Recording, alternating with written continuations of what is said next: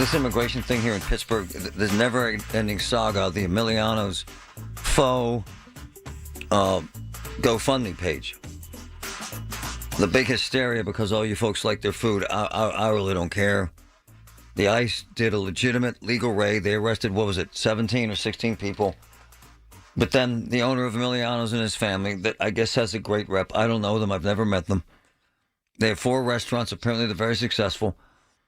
They did what some people believe to be a heroic thing, and they set up this GoFundMe page that immediately raised $133,000. And no one has gotten a nickel from it. And no one knows why. The best immigration lawyer in this town, the most assertive, the most aggressive, the most compassionate, and I know this firsthand because we've now become friends because I've watched my man in action, is Joseph Patrick Murphy, and he's with us live. Good morning, sir. How are you? I'm great, Marty. Thanks for having me on. I got this cryptic text from you, and I know you'll be able to Yes. translate for me. You're going to call me from some sort of a van. What did that mean, sir? Oh, we're out on the road right now with a bunch of migrants, registering them to have Social Security numbers so they can pay income taxes.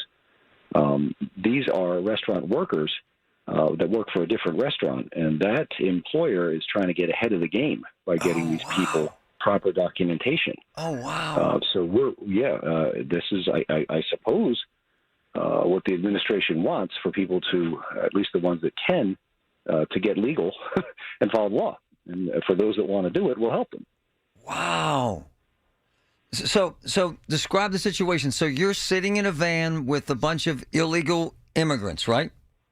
Well, they're not illegal anymore. They're in the process. They started filing paperwork to make their claims to green cards and ultimately citizenship. Some of them are married to citizens. Some of them have valid asylum claims. There's other programs, but we're at the part of their process where they've got to get Social Security numbers. Wow. The dirty little secret is at the end of this, they're going to have to talk to an immigration judge, and I've seen them do that. He says, look, I'm going to grant this, but not until you show me that you've been paying your income taxes. Wow. So they'll say, come back in 2 weeks and show us the income tax returns. And in order to do that, they have to have Social Security numbers. A lot of migrants run around with ITIN. This is not an authorization to work. But these guys have the work permits. We got the work permits, and now we're getting Social Security numbers. So let me ask you a dumb question. How do you do that? Do you go to do you have an appointment? Do you go to a standard office? Do you wait in line? What happens? It's a good question. Historically, when you became eligible for a work permit, you would apply for it, and there's a box on the form. You check, would you also like a Social Security card? Some people don't need them. They might have already had them from some other program. I don't know. But most people check yes. And historically, the card would come at the same time, like in the mail, maybe a day or two off, because they're coming from different agencies. The work permit comes from immigration. Social Security card comes from Social Security. But now the cards haven't been coming. So to your point, yeah, you apply through the mail for the work permit, but Social Security wants you to come in person to their office, fill out a form, bring your passport, bring your work permit showing you're allowed to work, and they'll send you one in the mail themselves, usually a week or so later. And you have how many employees do you have in the van with you? Today we had 9. Wow. Well, it's 10 total because the one guy missed the van. We told him to get an Uber and meet us at the Social Security office so he could get a ride back. That's amazing, man. But, okay, so hold on. Help me with semantics love him here. or hate him, love him or hate him, Trump is good at getting people to want to follow the law. No, I'm with you, brother. That's why I'm with you. So hold on. So let's say they go to work today at this restaurant, and I see from your text the restaurant, and my family goes there all the time. Can they get arrested? Could ICE come in and haul them away? Well, we're seeing, unfortunately, that ICE can arrest anybody they want. Yeah. Whether they're going to be able to keep these guys is a separate ballgame. Under existing law, ICE could arrest them just like they could arrest anybody. But these guys would be eligible to be bailed back out. And that's a very quickly shrinking category of non-citizens. There's some new cases out that really limit the ability of migrants, even migrants that have a path to citizenship, to get bailed out. They don't care. They're keeping them in immigration detention, hoping these people voluntarily go home. Migrants that get sick and tired of waiting in jail can sign a voluntary departure, and they're very quick to offer that anymore. Yeah. Joseph Patrick there's Murphy, a whole game of immigration attorney from the Allegheny Immigration Group. How many illegal immigrants have come to you under these circumstances? How many so far? Well, they're not all completely illegal. I mean, there are people that have actually snuck into the country. Most of the people that we're seeing now came in under these international parole programs that existed during the Biden administration. It was called the CHND parole, Cuba, Haiti, Nicaragua, and Venezuela. Those people were let into our country with a process called humanitarian parole. So I'm not sure you want to go all the way to illegal alien, but there are some in there. But how many are you representing now that have kind of a shade, what would the word be? Opaque status. It's not very, very clear. Well, all of them. I mean, all of them. How many? Give me a rough number. Give me a rough number. 100? A couple hundred. Wow. A couple hundred. Wow. I mean, it's big enough that we're renting vans to take these people to get their paperwork. That's amazing. Good for you, man. Yeah. Well, and you know I love you, man. You don't disparage Trump. Say he's a jag-off. This is crap. You just say, hey, man, let's just do the right thing and move on. I love your attitude about this stuff.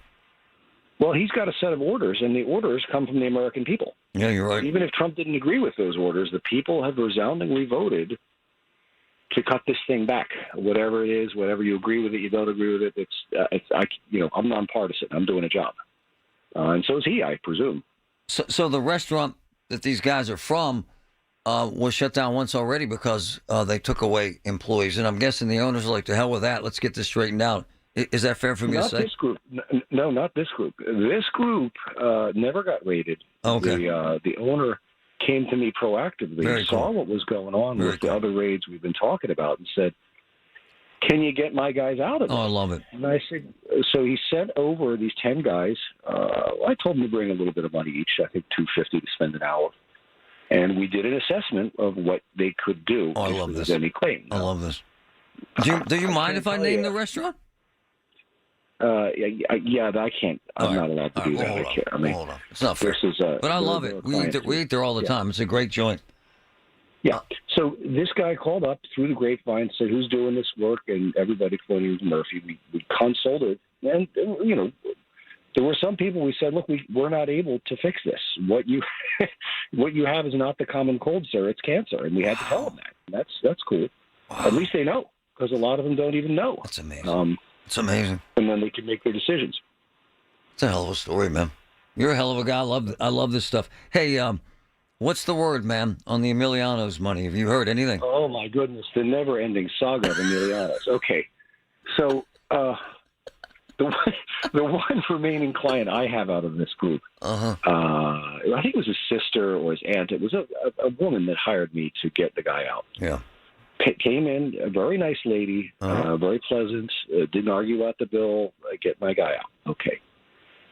She called me, I'm waiting here on the Monday. She called me on Sunday. I think I told you. She said, these guys are raising a lot of money, Joe. How do I get at it? Yeah. And I said, I don't know.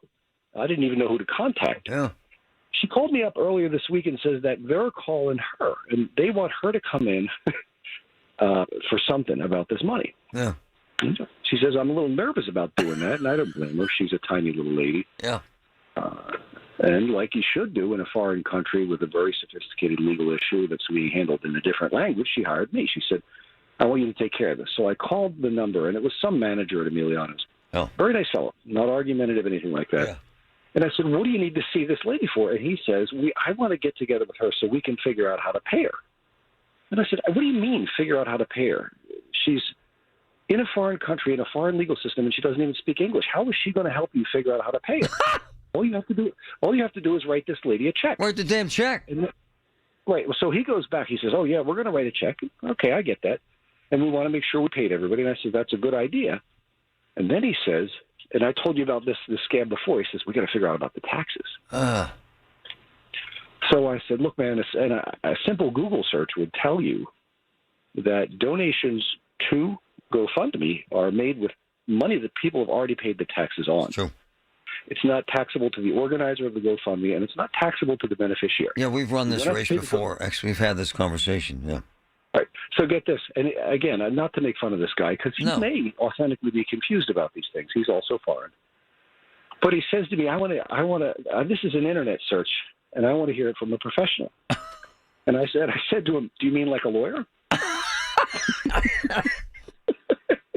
He says, well, No. I want to talk. I got to talk to my CPS. I says, when are you going to do that? When's my lady getting paid? Right.